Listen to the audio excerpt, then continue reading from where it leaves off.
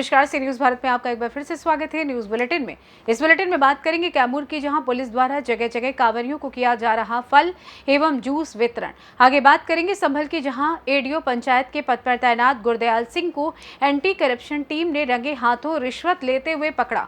इन तमाम खबरों पर होगी विस्तार से चर्चा। जनपद फतेहपुर के मंडवा सादात में करबला की शहादत पर उठा ताबूत, रात भर हुई शबेदारी और सीना जनी। हुसैन की याद में गम के माहौल में होता रहा मातम। हुसैन के अज़ादार करते रहे मातम और ये मातम यजीद के मुंह पर तमाचा बनकर पड़ता रहा। आपको बताते चले कि आज से 1400 साल पहले करबला में रसूल के नवासों को 3 दिन का भूखा प्यासा शहीद कर दिया था। हुसैन की शहादत पर आज दुनिया के हर कोने में करबला के शहीदों की याद में जुलूस निकालकर यजीद पर लानत भेजी जाती है। इसी क्रम में कौशाम्बी के निज़ाम का पूरा की अंजुमन अब्बासिया के साहिबे बयाज अरशद नकवी व आदिल अब्बास और नज़रगंज बड़ा गांव की अंजुमन से साहिबे बयाज उस्मान अली और हैबतपुर की अंजुमन नूरी से नोहा खान शाहिद व फतेहपुर की अंजुमन जाफरारिया से मशहूर नोहा खान इतरत अली ने बेहतरीन कलाम पेश किए। मंडवा सादात की कमेटी ने आई हुई अंजुमनों का आभार व्यक्त किया। फतेहपुर से सी न्यूज संवाददाता शहनशाब्दी की रिपोर्ट। कांवर मेला यात्रा में बिहार पुलिस जहां अपनी ड्यूटी देकर अपना कर्तव्य निभा रही है, तो वहीं दूसरी ओर बक्सर पुलिस शिव भक्त कांवड़ियों की सेवा कर अपना धर्म निभा रही है। बक्सर पुलिस डिप्टी के साथ सेवा कर रही है। बक्सर पुलिस द्वारा जगह जगह शिव भक्त कांवड़ियों को फल एवं जूस वितरण किया जा रहा है। सर्किल ऑफिसर बक्सर संजय सिंह उर्फ सिंघम एवं उनकी टीम द्वारा रात्रि में अंबेडकर चौक पर बक्सर गंगा नदी से गंगा जल लेकर अपने गंतव्य पर जा रहे हैं। भोले के भक्तों कांवड़ियों को प्रसाद, फल और शरबत वितरित किया गया। वहीं सिंघम द्वारा बताया गया कि बाबा भोलेनाथ के आशीर्वाद से बक्सर में बोलबम की सेवा करने का अवसर प्रदान हुआ है। कैमूर से सी न्यूज संवाददाता राम प्रवेश तिवारी की रिपोर्ट।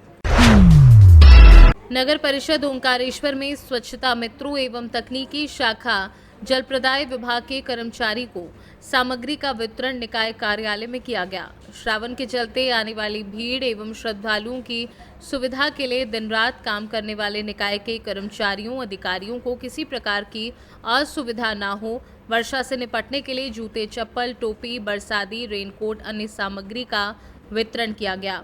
जितेंद्र हटवाल ने बताया कि लगभग 150 कर्मचारियों को स्वच्छता मित्रों को सामग्री का वितरण किया, तो वहीं प्रतिदिन 40 से 50 हजार आने वाले श्रद्धालुओं की सुविधा के लिए निकाय द्वारा उपकरण एवं स्वच्छता में आने वाली सामग्रियों का निरंतर अभाव बना रहता है।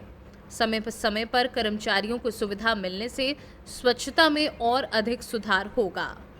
नगर परिषद के द्वारा सभी कर्मचारियों को बरसात के देखते हुए उनकी सुरक्षा के लिए करीबन 140 रेनकोट और जूते, टोपी की व्यवस्था नगर परिषद द्वारा की गई, ताकि कर्मचारियों को बरसात से बचने का सहारा मिले। क्या सभी विभागों को बांटा गया है या सफाई को? सभी विभागों को बांटा गया है। सफाई मित्रों को रेनकोट और टोपी एवं गमबूट दिए गए।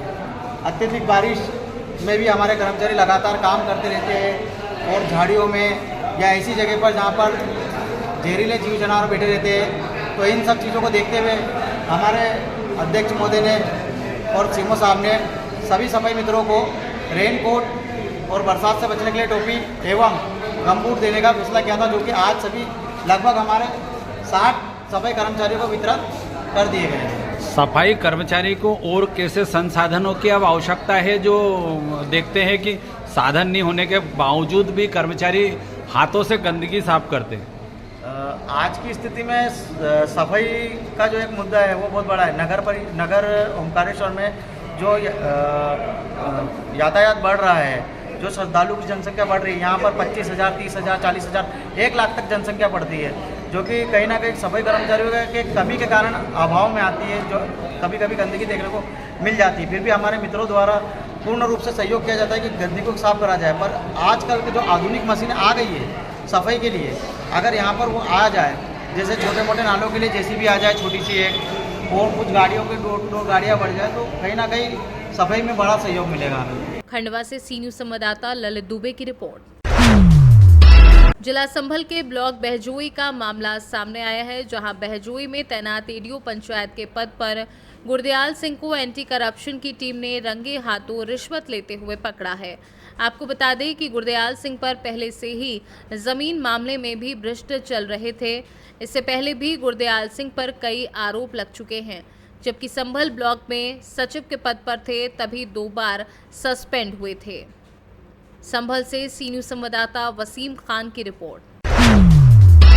इस साल भी सीतामढ़ी जिले में वर्षा कम अनुपात में होने के कारण लोग परेशान हो रहे हैं। इस बढ़ती समस्या को देखते हुए जिला पदाधिकारी रिची पांडे ने गुरुवार को बोखरा प्रखंड कार्यालय पहुंच और वहां से बीडीओ अब्दुल कयूम, सीओ वागिया, प्रियदर्शी, पीएचडी जितेंद्र कुमार एवं अन्य पदाधिकारियों के साथ प्रखंड क्षेत्र के बनौल पंचायत भवन पहुंचकर लोगों के साथ बैठक कर उनकी समस्याओं से अवगत हुए। वहीं इस दौरान वहां मौजूद लोगों ने वाटर लेवल कम होने के कारण हुए इस जल समस्या से जिलाधिकारी को अवगत कराते हुए जल्द इस समस्या से निजात दिलवाने को कहा। इस दौरान जिलाधिकारी रिची पांडे ने पीएचडी जेई संतोष कुमार से वंचित घरों को जल्द से जल्द नल कलेक्शन देने के लिए कहा। उन्होंने कहा कि जिस वार्ड में पाइपलाइन पूर्ण नहीं है, वैसे वार्ड में तत्काल किसी एक जगह का चुनाव कर नल कनेक्शन लगाने का आदेश दिया। जिलाधिकारी ने वंचित राशन कार्ड धारियों को नए राशन कार्ड बनाने के लिए कहा। मौके पर SDO Istiyaq Ansari, BDO Abdul Qayum, CO Vagisha Priyadarshi के साथ अन्य दर्जनों लोग मौजूद थे। सीतामढ़ी से सी न्यूज़ संवाददाता रवि कुमार की रिपोर्ट। फिरोजाबाद जिले में जीएसटी विभाग के अधिकारियों द्वारा व्यापारियों का शोषण किया जा रहा है। वहीं खाद्य विभाग भी सैंपल लेने के नाम पर व्यापारियों का शोषण कर रहा है। इससे व्यापारियों में रोष है। विभागीय अधिकारियों द्वारा इस उत्पीड़न के विरोध में गुरुवार को उद्योग व्यापार मंडल के पदाधिकारियों ने अधिकारियों के पुतले दहन किए और चेतावनी दी है कि यदि समाधान नहीं हुआ तो धरना प्रदर्शन भी किया जाएगा। मौके पर मौजूद लोगों ने क्या कहा, आइए सुनवाते हैं। चले जा रहे हैं कि व्यापारी आए दिन रोज परेशान होता चला जा रहा है, व्यापारी परेशान होता चला जा रहा है, परंतु यहाँ के भ्रष्ट अधिकारियों के कानों पर क्यों नहीं लेंगी। आखिर में हम सभी लोगों ने ये सर्वसम्मति से निर्णय लिया इन भ्रष्ट अधिकारियों को और ये बिगड़ती कानून व्यवस्था को लेकर हम सभी लोगों ने ये निर्णय लिया कि सर्वसम्मति से हम सभी लोग 4 अगस्त को संपूर्ण बाजारों को बंद रखते हुए व्यापारी एकता को परिचय देंगे। इस क्रम में आज हमने 1 अगस्त को सभी बाजारों में अपने अपने पुतले फूंके हैं, जिसमें हमारे लगभग 25 पुतले अभी तक फूंक चुके हैं। आगे भी इसमें पुतले फूकेंगे तो नालबंदा से लेकर रहना पुलिया तक ये पुतले दहन का कार्यक्रम हुआ है। और आज कल 2 तारीख को हम धरना प्रदर्शन घंटाघर पर बैठकर इन भ्रष्ट अधिकारियों के कानों में ये आवाज पहुंचाएंगे कि व्यापारी बहुत दुखी है, सुधर जाए, अन्यथा की स्थिति में हम 2 हाथ करने के लिए भी मंजूर होंगे। 3 अगस्त को हम बाइक रैली निकालेंगे, संपूर्ण बाजारों में घूमते हुए 4 अगस्त को बंदी के लिए आह्वान करेंगे। 4 अगस्त के लिए हमें औद्योगिक क्षेत्र से, हमें पेट्रोल पंप एसोसिएशन से, विभिन्न बाजार समितियों से समर्थन प्राप्त हुआ है और ऐतिहासिक 4 अगस्त को फिरोजाबाद बंद रखते हुए हम फिरोजाबाद के भ्रष्ट अधिकारियों का विरोध करेंगे। हम इसी क्रम में आपके चैनल के माध्यम से अपील करना चाहते हैं कि सभी बाजार के व्यापारी एकता का परिचय दें और अपने अपने प्रतिष्ठानों को 4 अगस्त को बंद रखकर व्यापार मंडल को हाथ मजबूत करें। धन्यवाद। जय व्यापारी। ये पुतला व्यापारी परेशान हो गए, सहन कर रहे हैं। पूरा शहर का व्यापारी आप देख रहे हैं, पूरा शहर का व्यापारी एकत्रित है। ये तानाशाही अधिकारियों की बिल्कुल नहीं चलेगी। अब मोबाइल एसोसिएशन वाले भी बिल्कुल इसके खिलाफ है। जीएसटी विभाग, खाद्य विभाग, हर व्यापारी इससे परेशान है। आप सड़कों पर उतर आया, देख लो पसीने में लगते होगे, अधिकारी को विरोध कर रहा है, लेकिन अधिकारी सुन नहीं रहे। 4 तारीख को जो ऐतिहासिक बंद हो रहा है, इससे इनको मालूम पड़ जाएगा कि व्यापारी का आंदोलन कितना कर रहा है। हमारी जो 11 सूची मांगे हैं वो हर एक हालत में माननी पड़ेंगी। इनको नहीं मानेंगे तो इससे भी ऊपर आंदोलन करेंगे हम लोग। जय व्यापारी, जय व्यापारी। फिरोजाबाद से कैमरा पर्सन ताहिर सिद्दीकी के साथ बबलू फरमान की रिपोर्ट। दिल्ली में बेसमेंट में संचालित कोचिंग सेंटर की घटना से सबक लेते हुए फिरोजाबाद में भी अधिकारियों ने कोचिंग सेंटरों पर छापेमार कार्यवाही शुरू कर दी है। अधिकारियों ने विभिन्न कोचिंग सेंटरों पर जाकर वहां सुरक्षा व्यवस्था का जायजा लिया। वहीं ऐसे कोचिंग सेंटर जो बिना विकास प्राधिकरण से पास हुए भवनों में चल रहे हैं उन्हें नोटिस दिया जाएगा। सिटी मजिस्ट्रेट और DIOS और CFO का इस मामले पर क्या कुछ कहना है, आइए सुनवाते हैं। सर, आज कुछ कोचिंग सेंटरों को चेक किया गया है, क्या मामला था पूरा ये? हाँ, थोड़ा सा जो दिल्ली की घटना घटी थी उसको देखते हुए देखा गया है, क्योंकि बेसमेंट में क्लासेस चल रहे हैं और कोई व्यवस्था नहीं है, तो उनको हम लोग चेतावनी दी है कि आप लोग इसकी व्यवस्था सब कर लो, सभी सुविधाएं व्यवस्थित कर लो, घटना घटित न होने पाए और आप लोग 2 दिन के अंदर अपना सभी कागजात में दिखा दीजिए। कुछ कामयाबी मिली है क्या कहीं? नहीं, सभी जगह क्लासेस चल रहे हैं, देखा गया क्लासेस चल रहे हैं, लाइब्रेरी चल रही हैं, तो सबको जो है चेतावनी दिया गया है कि इसको जो है सभी सुविधाएँ कर लें, खाद की व्यवस्था कर लें, यदि कहीं दिक्कत हो आप देख लें और नक्शा में पास हो तो उसको थोड़ा दिखवा लें। सर, कोचिंग की चेक किए गए हैं, किस तरह के दिशा निर्देश दिए गए हैं फायर विभाग द्वारा? देखिए, दिल्ली में हुई घटना को मद्देनजर रखते हुए यहाँ सिटी मजिस्ट्रेट साहब के नेतृत्व में विकास प्राधिकरण से नक्शे पास हैं कोचिंग संचालन के लिए नहीं, फायर सेफ्टी की व्यवस्था है कि नहीं, उसके लिए फायर विभाग और DIOS साहब शिक्षा विभाग के अधिकारी, ये सारी चीज़ें आज देखी गई हैं। क्योंकि सब जगह बच्चे जो है वो पढ़ते हुए पाए गए हैं, बेसमेंट में बच्चे पढ़ते हुए पाए गए हैं और ऐसी जगह जहां प्रवेश और निकास एक ही है, 50-50 बच्चे एक कोचिंग में बेसमेंट में, जहां अगर कोई पानी भर जाए या आग लग जाए तो उससे निकलने के रास्ते पर्याप्त नहीं हैं। उनको चेतावनी दी गई है, नोटिस दिया जाएगा और ये बताया गया है सिटी मजिस्ट्रेट साहब की तरफ से कि आज शाम तक ये अपना सारे प्रपत्र जो प्रशासन से मिले हैं अनुमति उसको दिखा दें, अन्यथा की स्थिति में सख्त कार्रवाई करते हुए सील भी किया जाएगा और जो भी नियमानुसार वैधानिक कार्रवाई होगी वो की जाएगी। आज आपके द्वारा कुछ संस्थानों को चेक किया गया, शिक्षण संस्थान है, क्या कमियां पाई गई हैं और क्या दिशा निर्देश दिए गए हैं? सबसे पहले मैं बताऊं, ये शिक्षण संस्थान नहीं है, ये कोचिंग सेंटर है और दिल्ली की घटना को देखते हुए यहाँ छापेमारी की कार्रवाई की गई है। ये जितने भी कोचिंग सेंटर हैं वो विद्यालय समय में संचालित नहीं हो सकते, जबकि आज ये पाया गया कि विद्यालय समय में सभी संचालित हैं। तो सबसे पहले तो इनको ये निर्देशित किया जाएगा और नोटिस जारी किया जाएगा कि ये विद्यालय समय में संचालित ना करें, क्योंकि ये डमी क्लास के अंतर्गत आते हैं जो रेस्ट्रिक्टेड है। सर, कई शिक्षण संस्थान भी ऐसे हैं जो CBSE बोर्ड से मान्यता प्राप्त है, वो उसमें बेसमेंट में क्लासें चल रही हैं, उनके लिए क्या दिशा निर्देश है, क्या चेकिंग की गई है अभी तक इस पे मामले पूरे? अभी मैंने इसी मामले में कार्यभार ग्रहण किया है, तो मेरे अभी ऐसे संज्ञान में नहीं है। अगर कोई संज्ञान में आता है तो निश्चित रूप से उसके विरुद्ध कार्रवाई की जाएगी। सर, 1 दर्जन से ज़्यादा कोचिंग की आड़ में स्कूल चल रहे हैं शहर में, किस तरह की कार्रवाई आपके द्वारा की जाएगी? विद्यालय समय में कोचिंग नहीं संचालित कर पाएंगे, इनको निश्चित रूप से बंद कराया जाएगा। ठीक, थैंक यू। फिरोजाबाद से कैमरा पर्सन ताहिर सिद्दीकी के साथ बबलू फरमान की रिपोर्ट।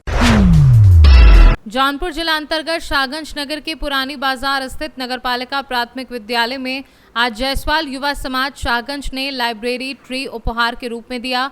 इस लाइब्रेरी ट्री का उद्घाटन जायसवाल समाज के अभिभावकों द्वारा किया गया और सभी बच्चों को ड्राइंग बॉक्स, पेंसिल, रबर और ट्रॉफी अतिरिक्त उपहार के रूप में दिया गया। संचालन युवा जायसवाल समाज के महामंत्री प्रशांत कुमार जायसवाल द्वारा किया गया। कार्यक्रम की अध्यक्षता ओम प्रकाश जायसवाल पूर्व नगरपालिका अध्यक्ष ने किया। युवा जायसवाल समाज के अध्यक्ष रजनीश जायसवाल के नेतृत्व में युवा जायसवाल समाज शाहगंज ने इस कार्यक्रम को संपन्न कराया। जौनपुर से सी न्यूज संवाददाता दिवाकर मिश्रा के साथ दीपक सिंह की रिपोर्ट। खबर कन्नौज से है, जहां बेटे की बीमारी से उपकर की गई हत्या, ऊल जलूल हरकतों से आजिज होकर की पीट कर हत्या। सौरिक के जमाली नगला गांव में बेटे की हत्या करने वाली मां को दूसरे पति साथ दबोचा। पुलिस से बोली हत्यारी मां बेटे की बीमारी से परेशान थी। सौरिक के जमाली नगला की सोनी ने 12 वर्षीय बेटे जतन की पीट कर हत्या कर दी। पहले पति की शिकायत के बाद पुलिस ने कराया था शव का पोस्टमार्टम। एसपी अमित कुमार आनंद ने दी जानकारी। 30 जुलाई को थाना सौरिक क्षेत्र अंतर्गत नंगला जमाली गांव में एक 12 वर्षीय लड़की की मृत्यु होने की सूचना प्राप्त हुई थी। इसमें मौके पे पुलिस टीम गई थी। तब लड़की की मां ने बताया था कि ये बीमार था, जिसके कारण इसकी मृत्यु हो गई है।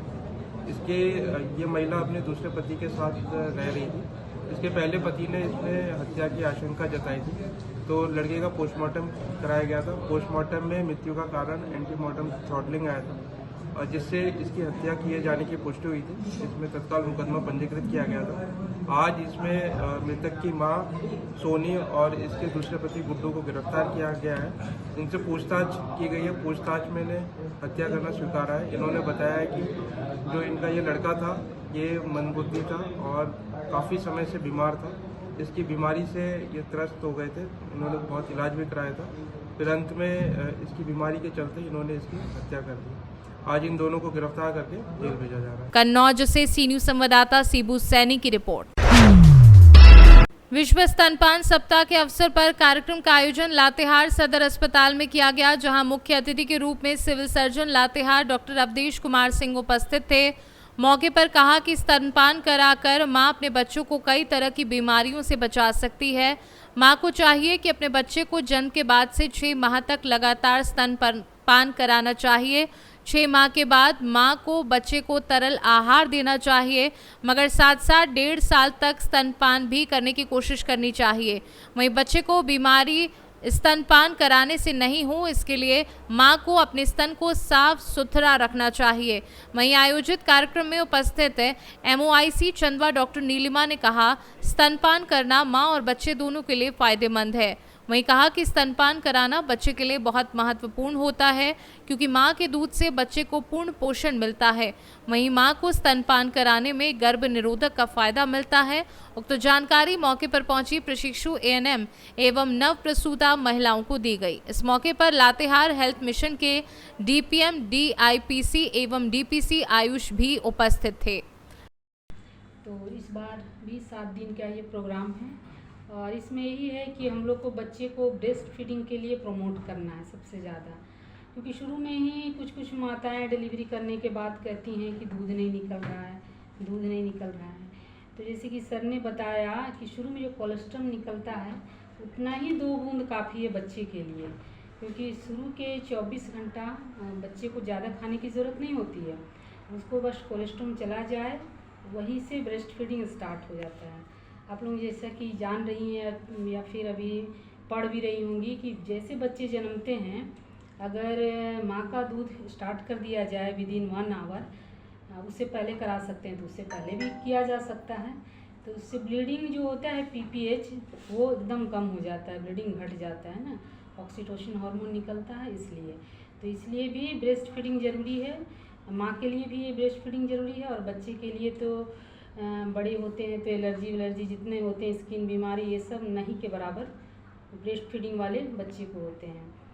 और इसको जैसे कि 6 महीना तक अगर हम लोग पिलाते हैं लगातार बगैर 1 बूंद पानी पिलाए, तो इसमें होता है कि कॉन्ट्रासेप्टिव का भी काम करता है, ये मालूम है ना, गर्भ निरोधक का भी काम करता है, बशर्ते कि उसको हम लोग अच्छे तरह से ब्रेस्ट फीडिंग कराएं। बच्चा जब मांगे तब दूध पिलाना है और ख़ासकर रात में माँ सो जाती है तो सोना नहीं है मदर को, कम से कम 4-5 बार जग करके बच्चे को दूध पिलाना है। तो अगर इस तरह का वो करती है उपाय और उसको 6 महीने तक अगर एमनोरिया हो रहती है, मतलब मेंस नहीं आता है, तो हम लोग इसको कॉन्ट्रासेप्टिव के तरीके से भी अच्छा काम ये करता है। नहीं तो क्या होता है कि डिलीवरी के बाद 1.5 महीना बाद फिर प्रॉपर्टी में आना पड़ता है, कुछ में आना ही पड़ता है। तो 6 महीना हम बच्चे का भी ख्याल रखेंगे और हमको कोई अन्य साधन अपनाना भी नहीं पड़ेगा। तो ये सब बहुत फ़ायदेजनक शुरू से ही हैं ब्रेस्ट फीडिंग की। तो और ऊपरी आहार तो हम लोग 6 महीने के बाद बच्चे को देते ही हैं। तो ये सब फ़ायदे हैं ब्रेस्ट फीडिंग के, तो इसलिए इसको एकदम हमेशा प्रोत्साहित करना चाहिए। नहीं तो जैसे कि एक बार अगर डब्बे का दूध पी लिया तो वो फिर बोतल में आएगा नहीं। आज किया उसमें सर इसमें जो है हम लोग जो है 1 तारीख से 7 अगस्त तक जो है विश्व स्तनपान दिवस मना रहे हैं, जिसमें जो है 1 से 6 माह तक केवल स्तनपान कराना है। 6 माह के बाद जो है स्तनपान के साथ तरल पदार्थ भी उनको जो है बच्चे को देना है। ये 1.5 साल से 2 साल तक दे सकते हैं और 1.5 साल तक जो है माँ बच्चे को दूध पिला सकती है। और इसके तहत हम लोग जो है आज जागरूकता अभियान की शुरुआत है और ये जो है कार्यक्रम जो है प्रखंड स्तर पर भी चल रहा है और इससे बहुत ही फायदा है कि इससे जो स्तनपान कराने से जो है बच्चों में जो बीमारियां होती है उसको जो है रोका जा सकता है। बच्चे का इम्यूनिटी भी बढ़ जाता है, जो रोधक क्षमता को बढ़ाता है। तो इसके बहुत सारे लाभ हैं। इसी के बारे में जो है हम लोग आज 1 अगस्त को जो है इसकी शुरुआत कर रहे हैं विश्व स्तनपान दिवस के रूप में, ताकि ये मैसेज जो है पूरे समाज में जाए और जो है हमारे बच्चे जो है स्वस्थ रहें। Thank you. लातेहार से सी न्यूज़ संवाददाता बबलू खान की रिपोर्ट। सिरमौर शाखा पदस्थ कैशियर श्री भागवत प्रसाद साहू के सेवानिवृत्त पश्चात विदाई समारोह का कार्यक्रम संपन्न हुआ। कार्यक्रम में क्षेत्रीय कार्यालय से एडवांस मैनेजर निखिल राजपूत पटेरा, शाखा के प्रबंधक सौरभ सिंह अजगराहा, शाखा प्रबंधक श्री वी.एस. सिन्हा, रोहित शाह, तिलक-खन, शाखा से केशव प्रसाद पटेल, बैकुंठपुर से राम मिलन पटेल ने अपने विचार रखे। आए अतिथियों का आभार सिरमौर शाखा प्रबंधक अनुपमा नंद ने किया। कार्यक्रम का सफल संचालन सावर्ण्य आश्रम सिरमौर के वेद पाणी पांडे जी ने किया। रीवा से सी न्यूज़ संवाददाता अर्जुन तिवारी की रिपोर्ट। फिलहाल न्यूज बुलेटिन में बस इतना ही। देश दुनिया की तमाम खबरों की जानकारी के लिए आप देखते रहिए सी न्यूज़ भारत। हर खबर आपके साथ, आपके हाथ।